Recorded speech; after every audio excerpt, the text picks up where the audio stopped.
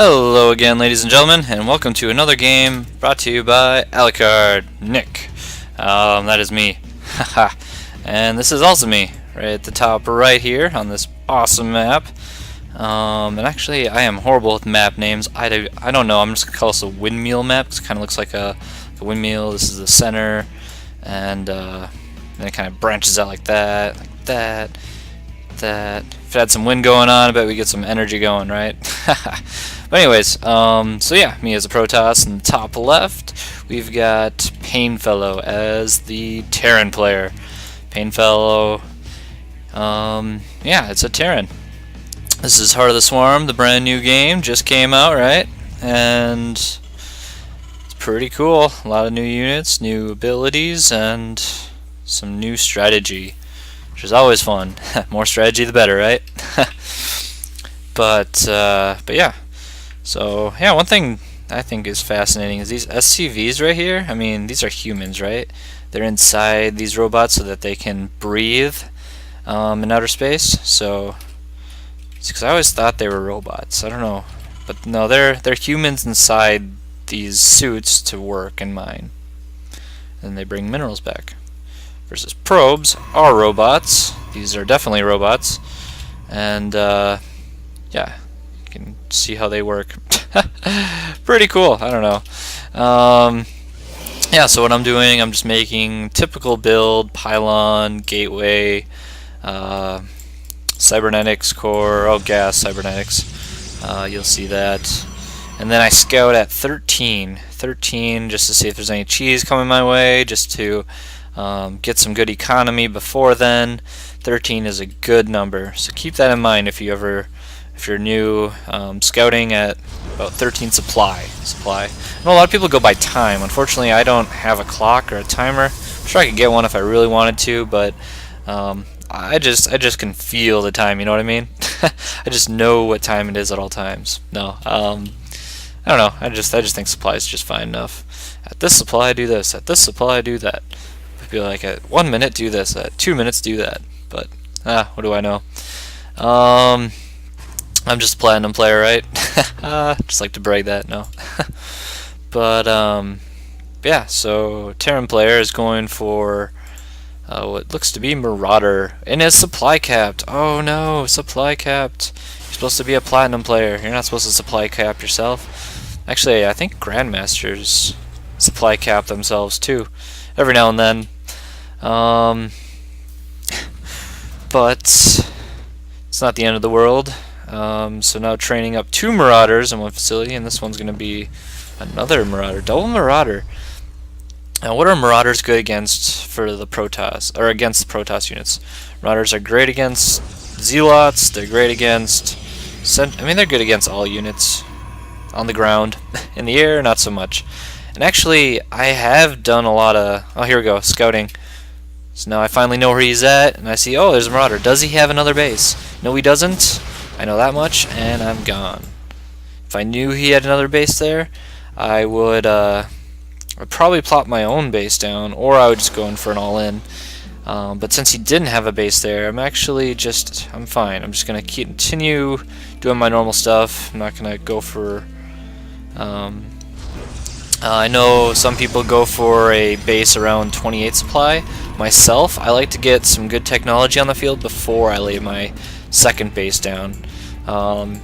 Even against Zerg players, I like to just get all my basic technology going, just so I can fight off any early aggression and transition that way. Yeah, so PainFellow has map control. So smart. You get the center right here, you get to know if your opponent's coming at you. But let's see, what's the pathway? Oh, he's scouting. He thinks I'm down there? No way. Well, you can see, let's check his vision really quick. So far, he has only scouted nothing? Why does he think I'm... who knows? It's kind of funny to see that. As supply goes, he's actually beating me in supply. 39 to 41. Probably change pretty soon. It's pretty even though. It's not like drastically different or anything. And for workers, let's go to units really quick. 27 probes, 24 SCVs. So I'm beating him in worker count. Actually, that's not necessarily a good thing. 24 is what I need right here, right? I'm at 28? How is that even happening? Oh, because it doesn't calculate these geysers. Gas geysers. So really it's 24 plus 3 plus 3. So 25, 26, 27, 23. That'd be 30. I can count, right? Yeah, so a total of 30 workers per base. And usually you want to have 3 bases fully saturated at all times when you're fighting your opponent in the end game. In the beginning, it's okay to attack your opponent like this. But end game, it's just a little different. Oh, and so I went for Phoenix. You'll notice. The reason I went for Phoenix is because I feel like they're a great unit at everything. And oh, I'm attacked. And as soon as I see this, I back off because I know I don't have a ground force because I went for Phoenix. But that's okay because I have Defender's Advantage. Defender's Advantage means I have advantage with my army and my attacking because I can spawn more units in faster. I can get them where I am. He has to send units from way far just to get all the way over here, and by the time he gets there, I'm gonna mass up. So, and on top of that, my energy is off the charts with the mothership core. I can spam time warp, I can mass recall, photon overcharge, you name it. So, Defender's Advantage for the win, right? Oh, this is interesting too. Not only does he have me locked down like this, he also has another base going online really soon here because I'm locked down, which is actually what you're supposed to do. If you have an advantage like that, you just want to start going economically ahead of your opponent. So that's really cool that PainFellow did that. And what else is PainFellow going to do? I mean, I'm working mostly on just getting my units collectively going. Okay. And now the fight commences. Come on, Time Warp. Boom! Slow him down. Right now he should be running away. Time Warp, you don't want to have your units in Time Warp, Terran players. Or anybody, that is.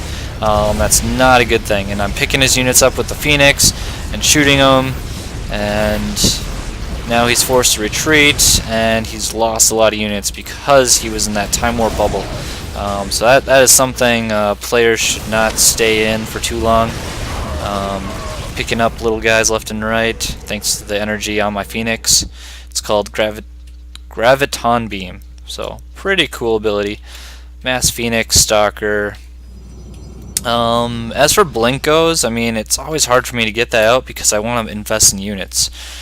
Usually I'll sacrifice Blink just to get more units out. That's just my own preference.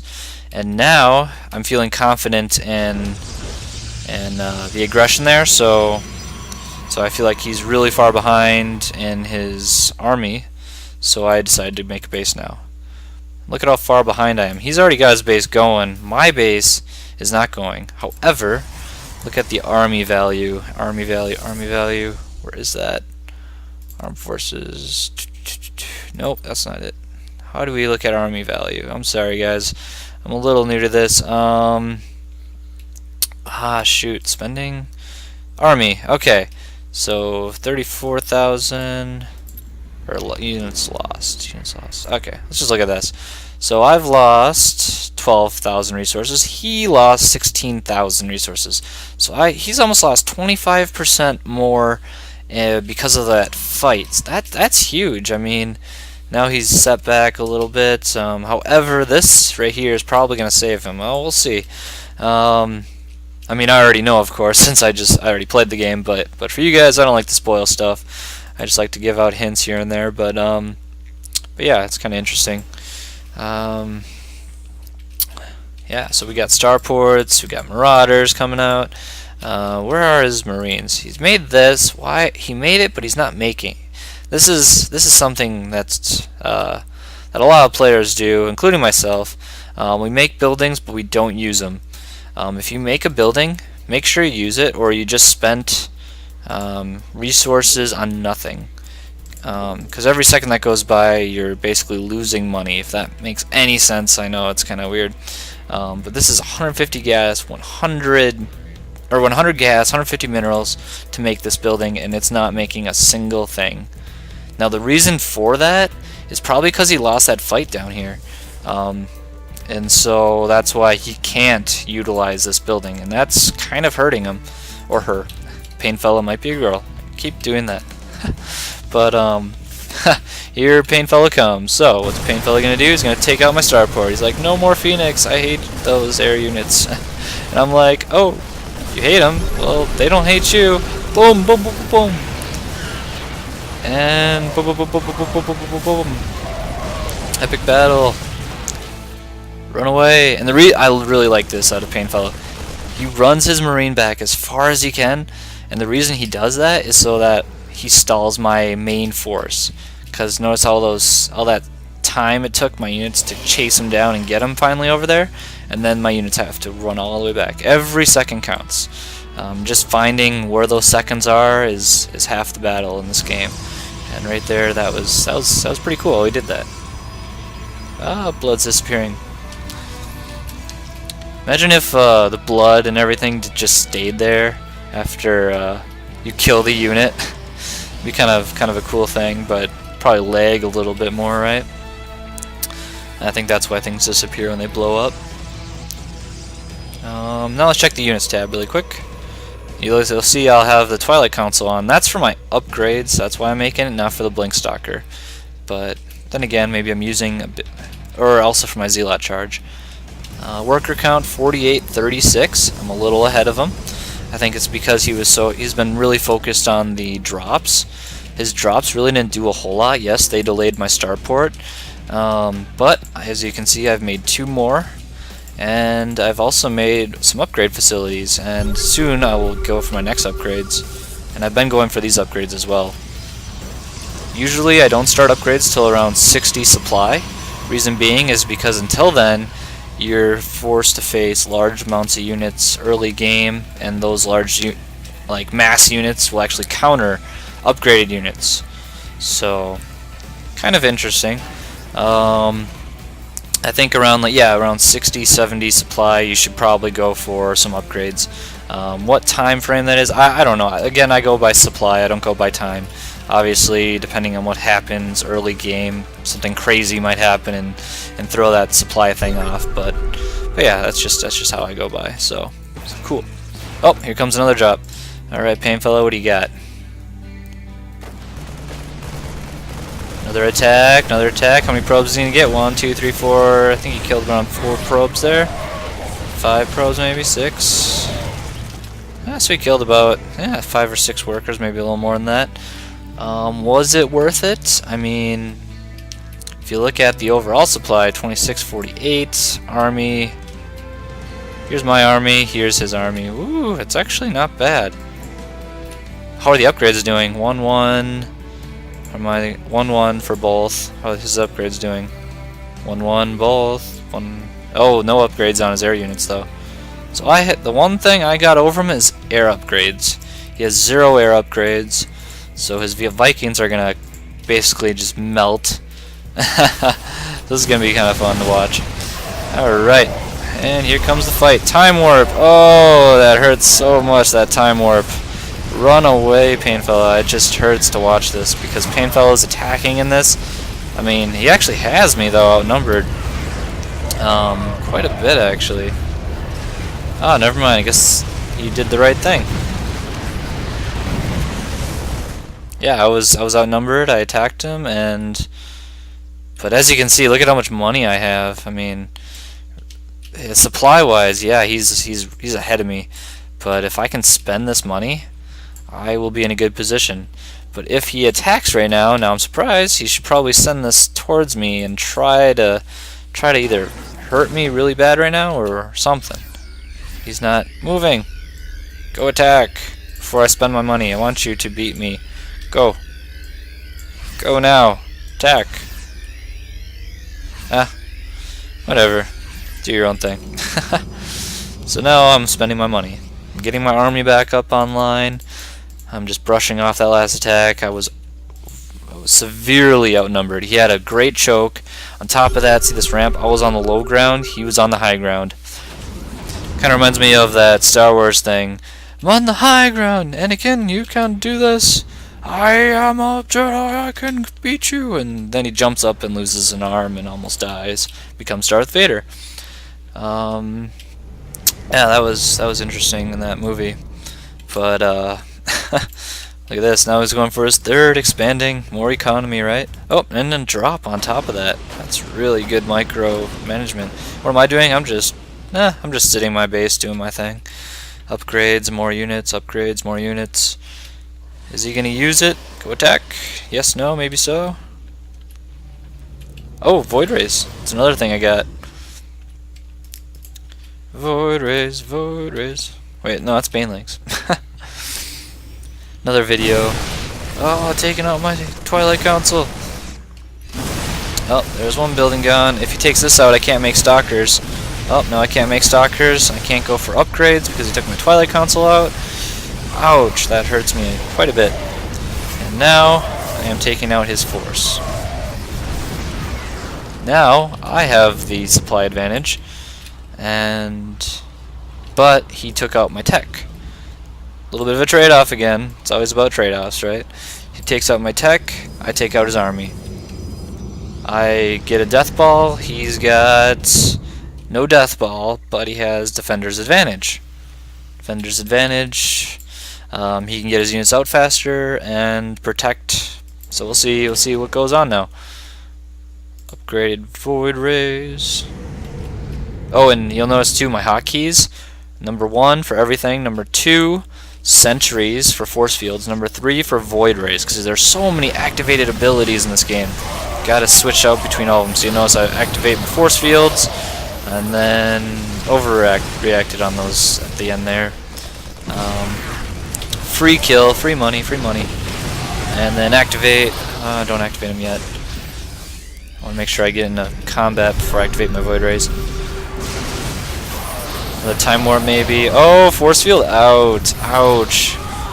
Yeah, and that's the best thing with force field. Is if your opponent gets out of position, you can really hurt them. And now Void Rays have been activated, dealing all this awesome damage.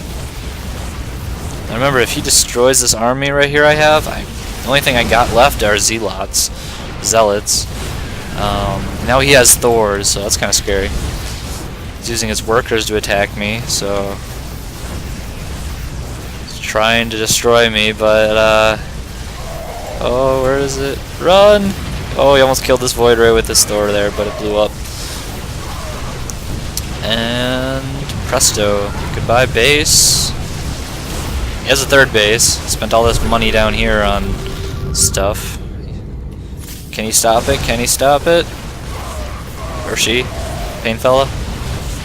Free money, free money. More free money I get. Oh, I got a Thor, free money. That is huge. Another Thor, free money. And he rages. Why don't players say good or GG? Just a new thing. It seems like raging's a little more popular, but yeah.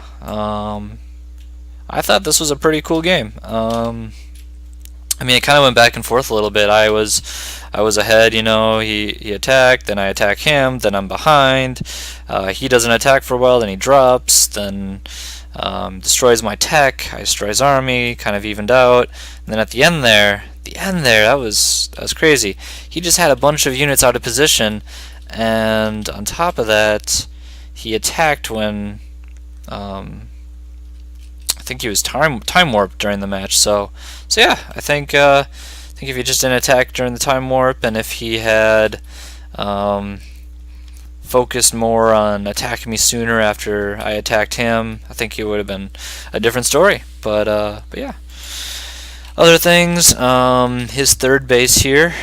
I mean, this is really good. I mean, he's got money coming out now. I mean, I don't have a third base, so he's gonna actually overtake me if I don't attack. So it's a good thing I attacked, right?